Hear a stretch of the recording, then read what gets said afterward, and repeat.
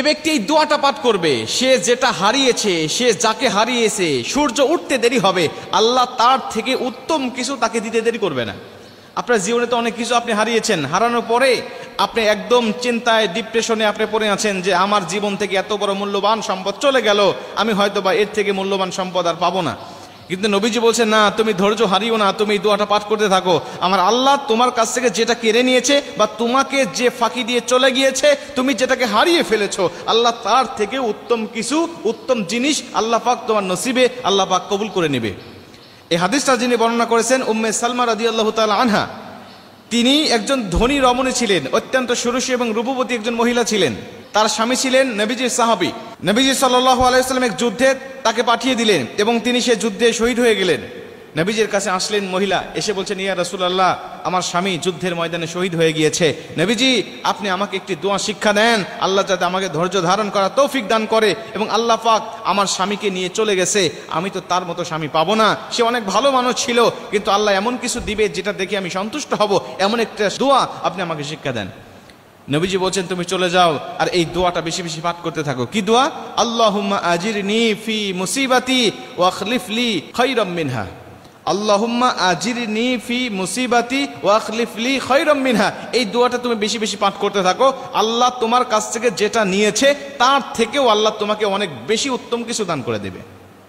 ওইলা চলে গেলেন, গিয়ে তিনি একনিষ্ঠভাবে আল্লাহর উপরে পরিপূর্ণ তাওয়াক্কুল রেখে তিনি আমলটা করতে লাগলেন। ওমাই ইয়াতাওয়াক্কাল আলাল্লাহি ফাহুয়া হাসবু। যারা আল্লাহর উপরে তাওয়াক্কুল রেখে কোনো কিছু চায়, আমার আল্লাহ পাক তাদেরকে নিরাশ করে না, আল্লাহ পাক তাদেরকে অনেক বেশি ভালো কিছু আল্লাহ পাক তাদেরকে দান করে দেয়।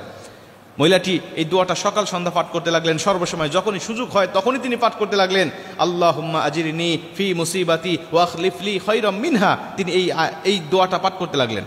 মুসলমান ভাইরা রে আমার, এই মহিলা একনিষ্ঠভাবে যখন দোয়াটা করতে লাগলেন, আমার আল্লাহ পাক তার দোয়াটা এমনভাবে কবুল করে নিলেন, তিনি যেই স্বামীটাকে হারিয়েছেন, আমার আল্লাহ তার থেকেও হাজার হাজার গুণে উত্তম, হাজার হাজার গুণে ভালো স্বামী তার নসিবে করা দিলেন।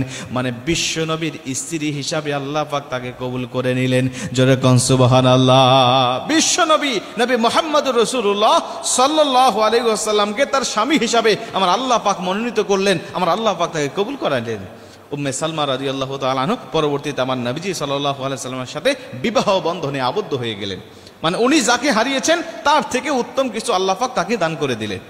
এজন্য আপনি অনেক কিছু হারিয়ে ফেলেন জীবনে, আমরা অনেক মূল্যবান জিনিস আপনার হারিয়ে যায়, অনেক মূল্যবান জিনিস আপনাকে ছেড়ে চলে যায়, আপনি তখন ধৈর্য হারাবেন না, ঘাবড়ে যাবেন না।